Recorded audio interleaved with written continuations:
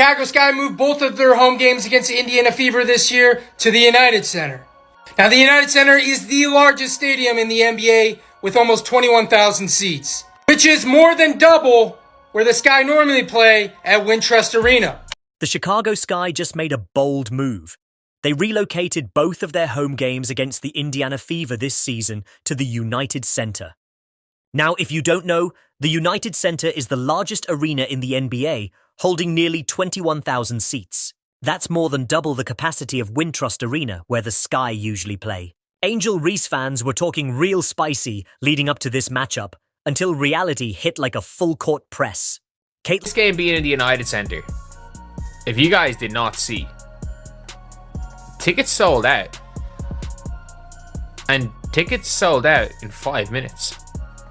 They sold out in 5 minutes. United Center sold out in a minute. Sorry, not in a minute, 5 minutes. A minute. It was a fight even trying to get tickets. Seats kept disappearing. They started at $200. Back in 2007, you get season tickets for that price. You can go get season tickets probably a year ago for that price in some teams. Caitlin Clark's first WNBA game against Angel Reese's Chicago Sky sold out in 1 minute, faster than a breakaway layup. So, was all that trash talk just for clicks? Did Angel Reese's fan base fumble the bag? Or is this the ultimate revenge game in the making? Buckle up, because this rivalry just got juicier than a courtside drama with a mic'd-up ref. Let's be real. The Sky didn't move these games to the United Center because of Angel Reese. But if you ask some of her die-hard fans, you'd think she personally signed the lease, built the seats, and installed the hoops herself. Reality check. This is all about Caitlin Clark. It took 1 minute, 60 seconds. The time it takes to tie a shoe or check a text. That's all it took for Chicago's biggest basketball arena to completely sell out for this highly anticipated Fever versus Sky matchup. Scalpers are already living their best lives, while actual Chicago Sky fans, well, they might be sprinkled somewhere. Just 60 seconds. 1 minute. The time it takes to tie a shoelace, pour a cup of coffee, or check a text. That's all the time the Chicago Sky needed to sell out 20,000 tickets for their highly anticipated matchup against the Indiana Fever.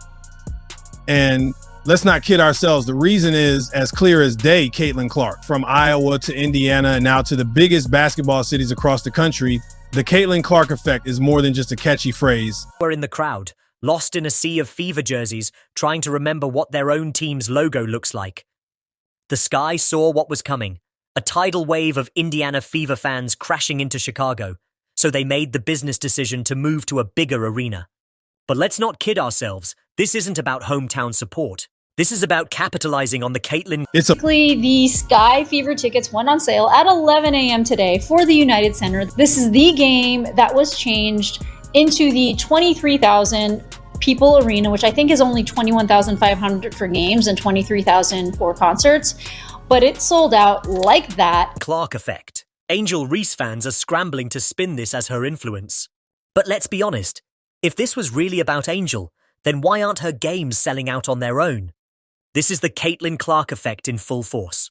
The Fever. However, 5 games against Chicago. That's a huge thing. This league has decided, hey, we know what we have here in this matchup. We know people will watch. And quite frankly, I'm ready to see the Indiana Fever walk the dog some more with the Chicago. Preseason exhibition game. Let me repeat. Preseason exhibition against the Brazilian national team sold out instantly. That game isn't even in an official WNBA arena. It's at Caitlin's old college facility in Iowa. Tickets were gone before they even hit the general public. Meanwhile, now people do not realize, like, there are some Chicago Sky fans. There really are. But as you guys can tell, not every Chicago Sky game will sell out this year, even in their 10,000 seater stadium. Most won't sell out. And the Fever are going to sell out every single game immediately in Cambridge, which is even bigger.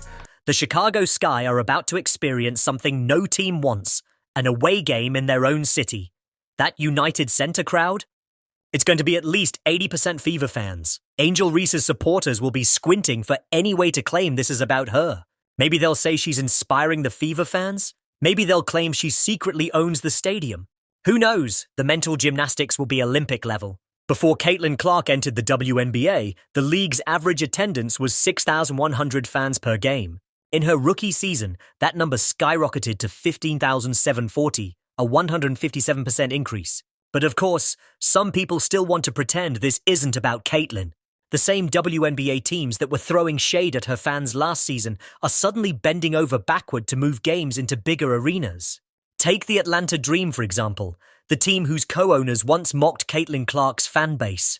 Suddenly, they decided to move their game against the Fever to a larger venue faster than a bandwagon fan changes jerseys.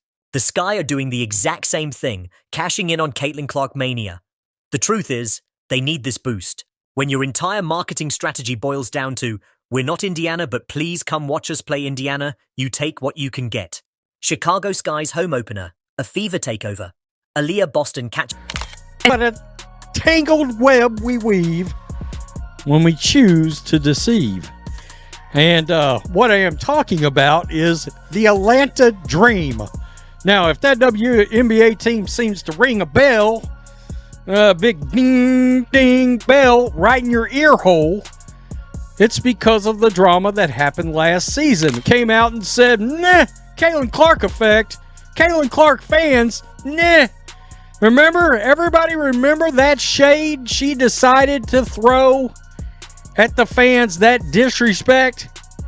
Anybody forget that? Well, my goodness. There we are right there. Atlanta Dream under fire after co-owners Caitlyn Clark fan comments and Sky disrespect. And it was about, here we go. That ain't a representation of us, said about Clark fans. Y'all not like us. They not. A pass in the paint. Roars of approval. Caitlyn Clark drains a deep three. Stadium erupts. Angel Reese bricks a layup. Crickets. Or worse, sarcastic cheers from a handful of Sky fans who haven't accepted their fate yet. The Chicago Sky are making history this season, just not in the way their die-hard fans probably imagined.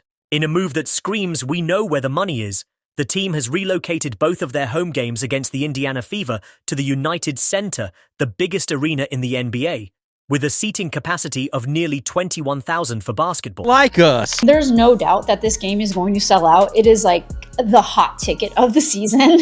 And incidentally, it is going to break the record for the biggest crowd of a W.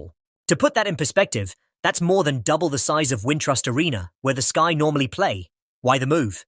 Well, let's just say it wasn't because Chicago suddenly decided their fan base needed more legroom. No, this is all about the Caitlyn Clark effect. When tickets for the Chicago Sky versus Indiana Fever matchup went on sale, they sold out in an instant. Not in an hour, not even in 10 minutes. 1 minute, 60 seconds.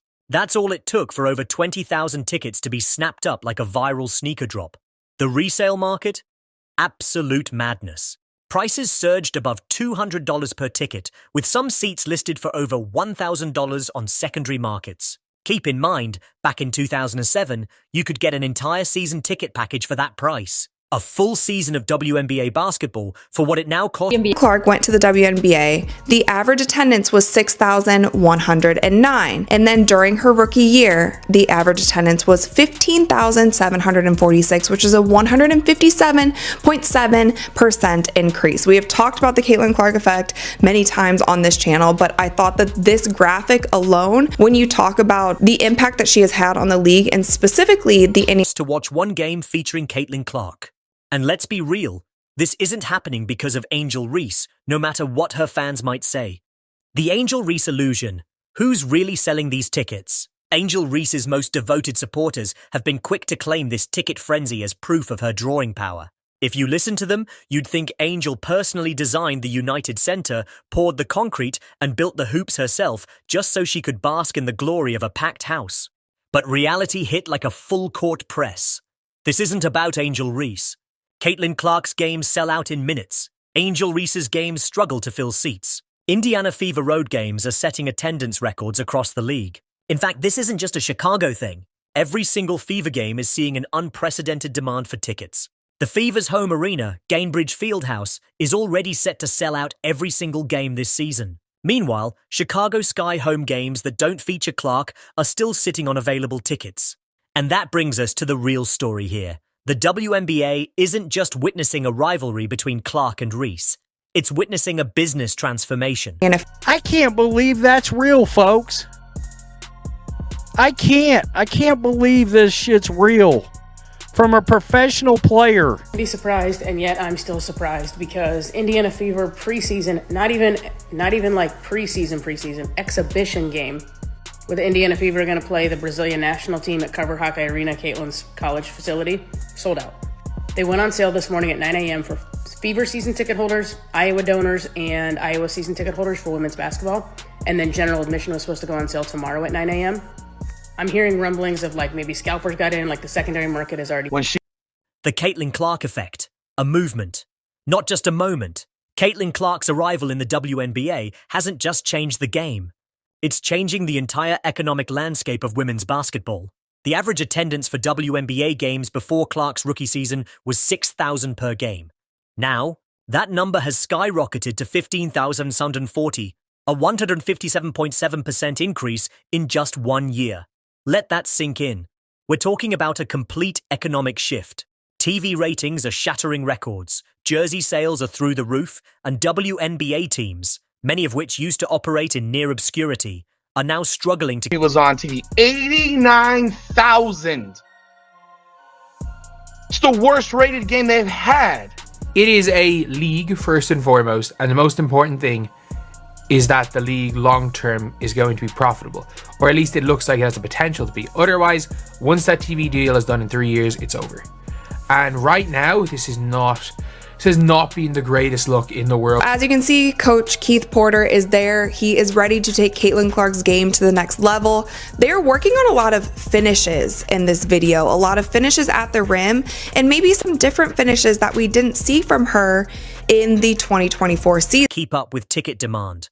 And the funniest part? Some of the very people who spent the last year downplaying Caitlin Clark's impact are the same ones rushing to move their games into bigger arenas because they suddenly realize how much money she generates.